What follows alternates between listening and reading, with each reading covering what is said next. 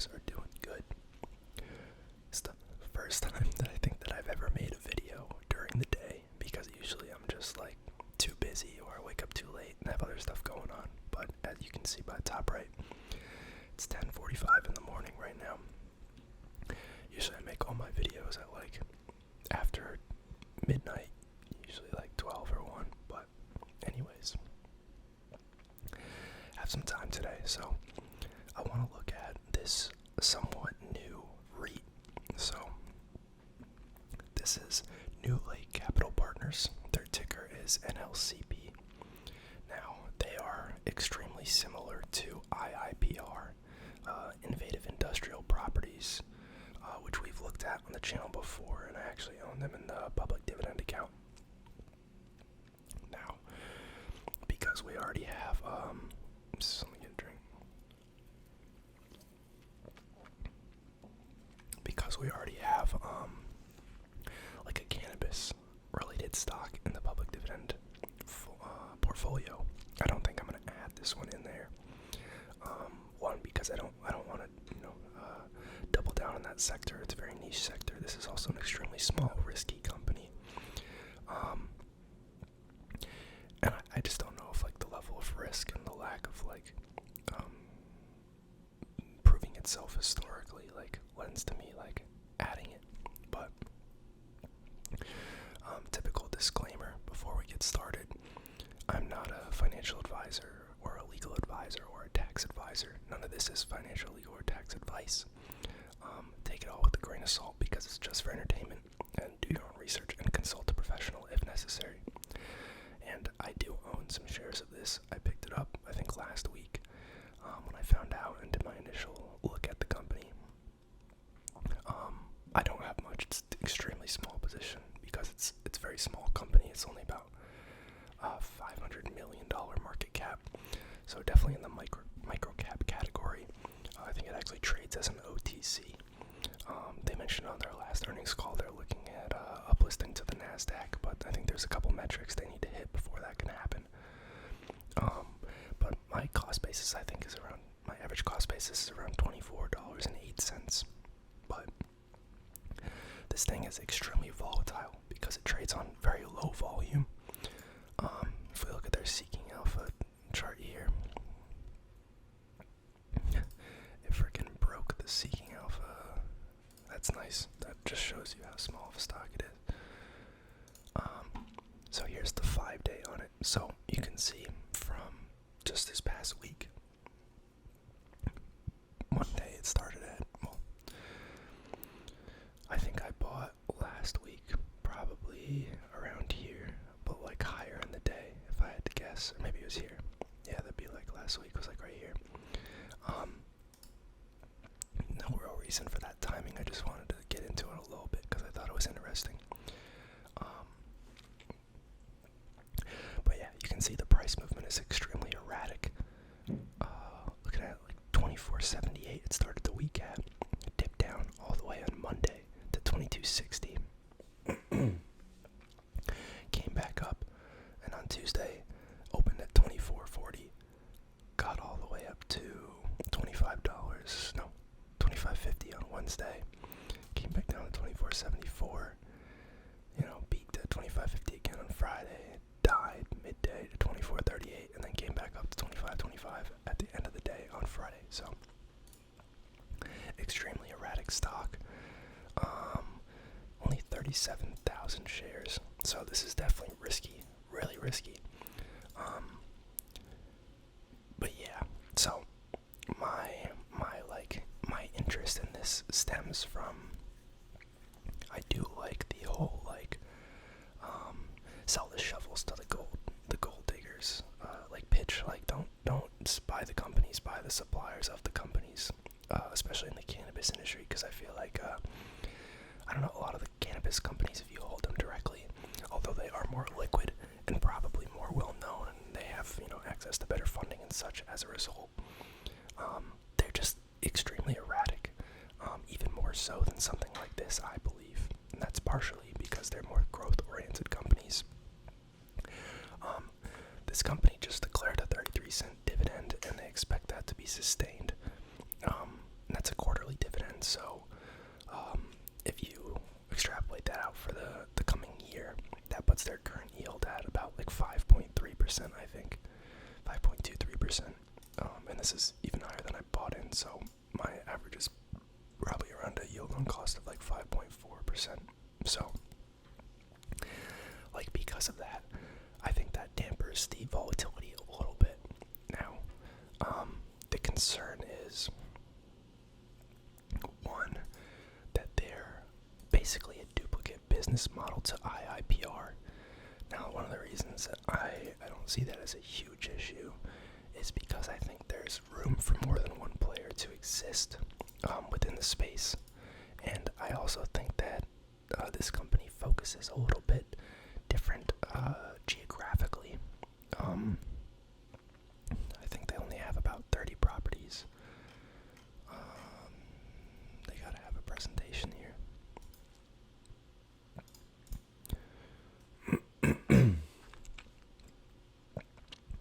Presentations. There we go.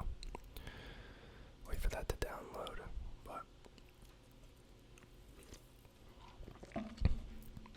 But they do have some pretty high quality tenants.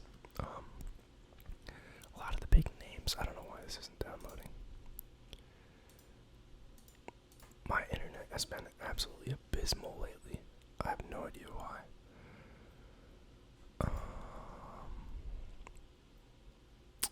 That's lovely. That's cool. I didn't want it anyways. Okay, there we go. As soon as I say that, pop that open.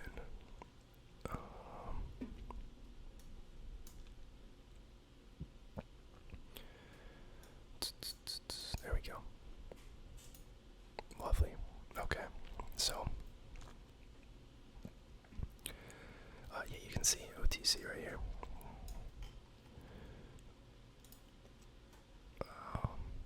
So you can tell already,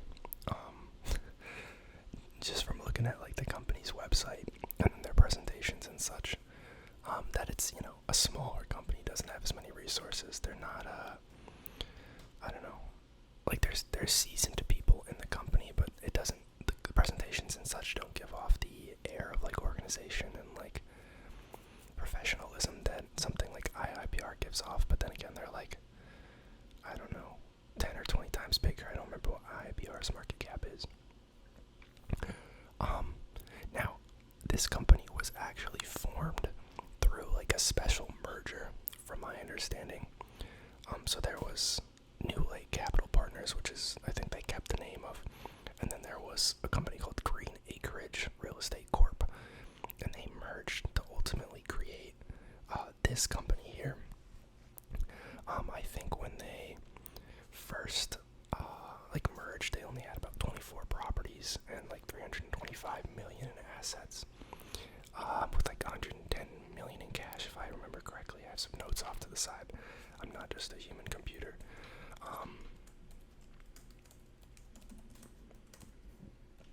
But since then they've grown a little bit. Hopefully we'll see some numbers in here, but they're highlighting 2 properties here. One in Aurora, Illinois, with Columbia Care, and then another one, True Leave, pretty big company, I believe, in the cannabis space in McKeesport, Pennsylvania. Okay, so that merger happened in 2019. So that's when this version of New Lake Capital was formed. 29 properties. So since they founded themselves back in, it says they were founded in 2019, but this article is from 2021, stating that they merged, which makes more sense because I think if we look at when they IPO'd, yeah, March 2020, no, not even then, August 2021 is when they IPO'd. So they were founded in 2019 maybe, but the actual public company hasn't been around that long. But anyways, 24 properties when they initially merged, and now they're at 29 properties, which means they acquired 5 properties. Before they had a presence in 9 states. Now they have a presence in 11 states, so they added 2 more states in terms of diversification. 1.5 million square feet, $338 million of committed capital, and $4 billion of transactions reviewed. This is cool to see, but it's also like a way smaller company, so they have 100% leased occupancy. But they only have 29 properties, so like one vacancy could just absolutely destroy this percentage. No defaults or deferrals. 89% of their properties are cultivation, so this is where they're actually growing the product, and 11% are like retail storefronts. I am much more a fan of the cultivation properties, just because I think they have a higher moat. It's a nuisance for companies to like up and move those businesses. Retail's kind of wishy-washy. You guys know I'm not really a fan of investing in retail as a whole. But they probably got asked by some of their existing tenants that they had cultivation properties with if they want to sponsor their retail properties, and if the terms are solid, then I guess why not. They have a 14.5-year weighted average lease term. Really cool to see. I think IIPR had, don't quote me on this, but something up in like the 16s as well. So they're very long lease terms. The one thing that did strike me is that some of the tenants have like optionality, especially because a lot of these properties they acquire are like sale leasebacks, where the companies will sell the property to New Lake Capital partners to generate cash flow, and then they'll agree to immediately lease it back from New Lake Capital as like one of their tenants. So there's some optionality that like if certain metrics are hit, they can actually buy back the property and then you lose them as a tenant. But I don't, from what they implied on the conference call, it doesn't sound like that's something that happens often. But yeah, 12.5% weighted average yield. Now this is so high because this is in the cannabis space. This is like operating in a gray area, because even though something in the high teens in terms of like states actually have legalized marijuana, it's still federally illegal. So a lot of larger entities and corporations, and especially bigger real estate companies, don't really want to touch cannabis, because one bad set of legislation coming down the pipeline could just absolutely wipe them or hurt their portfolio drastically. And there's also concern about yield compression, which I guarantee we'll see.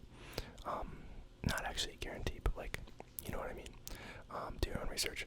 I'm sure we'll see yield compression as the road to legalization continues to be paved, and more countries move towards it. Eventually, I'm sure it'll be federally legal. And then at that point, there's going to be a lot more capital that's able to flow into these operators. So I think the yields that they'll go from a company that's a taker, that has to take whatever yield these specialized REITs are willing to give. They'll go from a taker to a price giver, or at least price neutral, to the point where they have more influence and more decision, and they can kind of shop around. Because 20 years from now, in theory, they'll probably have similar cap rates to like a freaking grocery store or something, or like a Best Buy. Like there's not going to be a difference in the quality of tenant, because it'll be legalized in theory, and a lot of these companies will probably be larger, but we'll see. Only $2 million in debt. So that's another thing that struck me about this company, is there's basically zero debt. Now that could be a bad thing, because it means they're leveraging themselves, and that's traditionally like what real estate companies aim to do. So slightly concerning, but they literally just IPO'd, and I do like the mindset of like just being I don't know if you guys know who Chamath Palihapitiya is. He always uses the term like default alive, like no matter what happens, you have the cash to support yourself, you're in a good position, you don't need to go to outside companies to gain funding at prices that aren't beneficial to you. So it's neat that they could sustain themselves in theory because they have basically no debt obligations, but it also is worrisome because of the lack of leverage. But they're also like kind of in their infancy. So I'd like to think that and they've said as much on their conference calls, that they're looking to alleviate this as like a point. They're hoping to deploy more cash and leverage themselves slightly.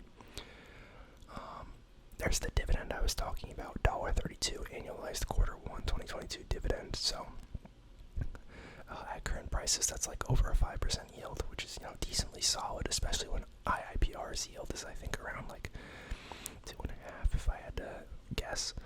I don't remember exactly. Dividend increases they're planning on. There is a 2.5% weighted average in place for rent escalations. I don't know exactly what weighted average means. Hopefully that means it factors in CPI data, but I'm not 100% sure. I should probably actually look into that, because that's something I feel like I should know, but yeah. So this is the executive management team. So the guy that's the CEO, David Weinstein, he was the CEO of MBG Office Trust, a New York Stock Exchange listed office REIT. He also spent 10 years at Goldman Sachs as a real estate investment banker, 10 years at Belvedere Capital, a real estate investment firm. Then we have Anthony Coniglio. He is they say co-founder and CEO of a cannabis REIT. I don't know if I assume they're talking about New Lake itself. That's weird. Former CEO of Primary Capital Mortgage, a residential mortgage company, 14 years at JP Morgan as an investment banker. Fred Starker, the CFO, former CFO of a New York Mortgage Trust, a NASDAQ-listed REIT, former partner at Imowitz, Koenig & Co. Limited Liability Partnership, certified public accountants. He is a CFO, so that makes sense. Former principal of RESIG, a real estate consulting firm and an affiliate of Imowitz, Koenig & Co. And then there's Jarrett Annenberg, director of acquisitions. He was at CBRE, which was another REIT, I believe. No, they're not. They're a real estate company. Let me look it up real quick. CBRE. I don't want to ill-inform you guys. Yeah, it is a global leader in commercial real estate. So it's a real estate company, but it's not a REIT. So he worked there. On their board of directors. This is a little less direct, but I think this guy, Gordon Dugan, was the guy that was on the earnings call, or maybe one of the prior one. I remember hearing his name and hearing him speak. He's on the chair of a couple different REITs. Former CEO of WB Carey. You guys have probably heard of that. Triple net lease REIT. That's New York Stock Exchange listed. Alan Carr on Sears Holding, and I've never heard of Old Copper. Oh, okay. JCPenney, I guess. Yada yada yada. Joyce Johnson. Not familiar with any of those names. Looks like some partnerships. Capital management companies. She's a board member for 22 companies. Wow. Peter Cadence. So Green Thumb is a pretty well-known cannabis company in the space. So he is the former CEO of that. So I guess he doesn't run it anymore. And he is the former CEO of SoCore Energy, one of the largest commercial solar companies in the U.S. That's pretty cool. And he runs a cannabis SPAC. I guess that's cool. Peter Morte, CEO of Pangea Properties, a private apartment REIT that owns more than 13,000 apartments. It's pretty cool. So, these people have been around the block, and that's like another thing that, makes me feel a little bit better. So yeah. So, here's their portfolio overview. So, at the top here we see, their main tenants. Trulieve, pretty well-known company. So is Columbia Care, Cresco Labs. I'm sure a lot of you guys have heard of them. Curaleaf is another huge one. Some of the other ones might be bigger companies as well, but they're just geographically not big where I'm at. So I'm not too familiar with them.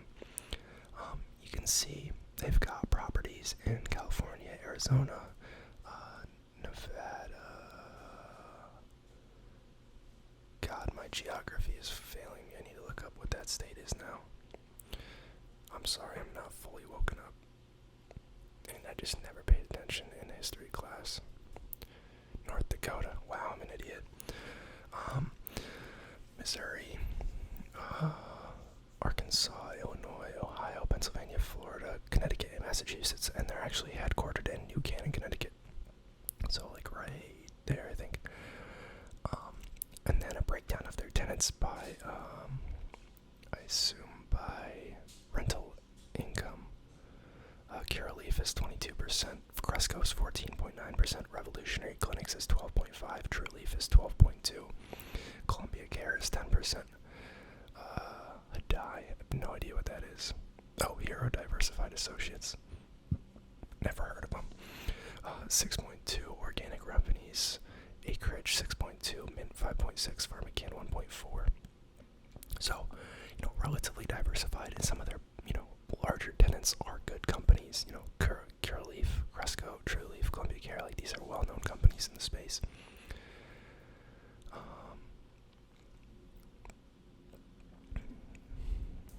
They focus on limited license jurisdictions. Their tenants have strong financial profiles, supposedly. They did talk about their top tenants' financial results on the last call, aside from one that I think was private, that they're not allowed to divulge. I don't know the word I'm thinking of. They're not allowed to say what their results are, even though they have seen the financials. But the other four were very solid. Strong property level cash flows. Most properties are in or near major metropolitan areas, which is very nice. $127 million in cash since they IPO'd. This has been their dividend growth. Cool to see the increases, and it's a decent rate, but they are also very small currently, so who knows what'll happen.